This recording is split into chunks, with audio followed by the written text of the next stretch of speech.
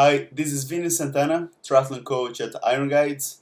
I'm back from our bike session with our triathlon club here in Bangkok. It's a velodrome workout, and the topic today was a little bit more advanced for advanced athletes. It's something that may be a little bit new to a lot of people, but if you're already on a higher level, this makes a lot of sense and it can take your whole race to a different level, not only the cycling but also position yourself into the run to have a much higher chance to do better in your age group and to place.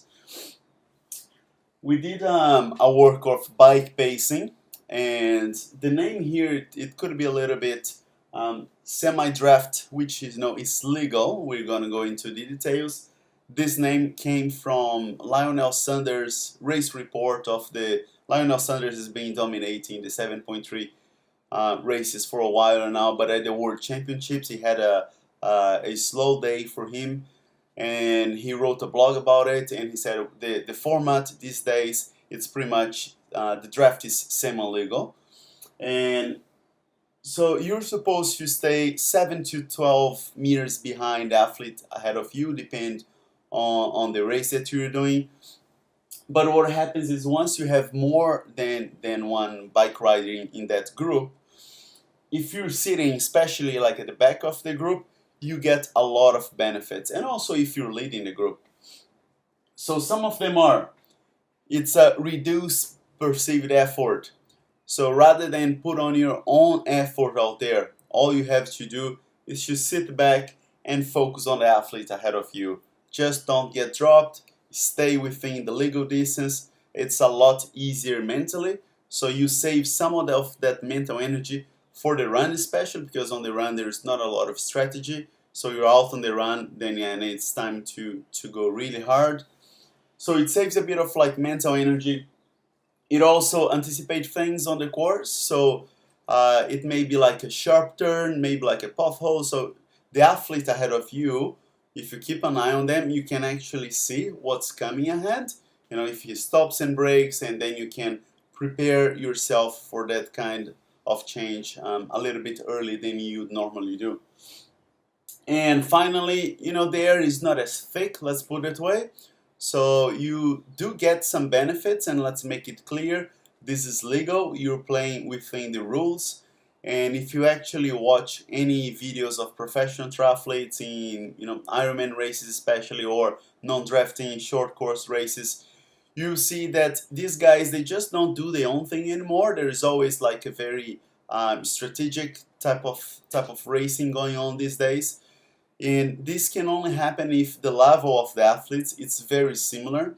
So a beginner athlete, if you're riding, let's say, at 30 k's an hour, and someone comes past at 33, 10% difference, it's too much to even consider this kind of stuff.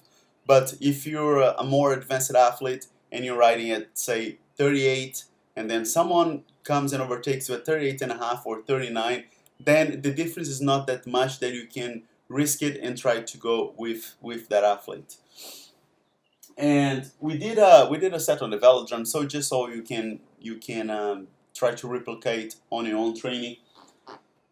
So we did 5 minutes hard, followed by 10 minutes race pace, and we did that 4 times. So it's 1 hour main set.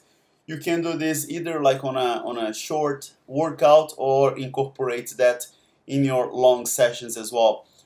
So this is a race simulation type of situation. If you're sitting in a group and for some reason you have to pick the pace up for a little bit, either someone comes and push the pace of the whole group for a little bit, maybe that person is trying to drop the whole group. So you must be able to increase your effort and then settle back into your race speed and recover while you're doing that.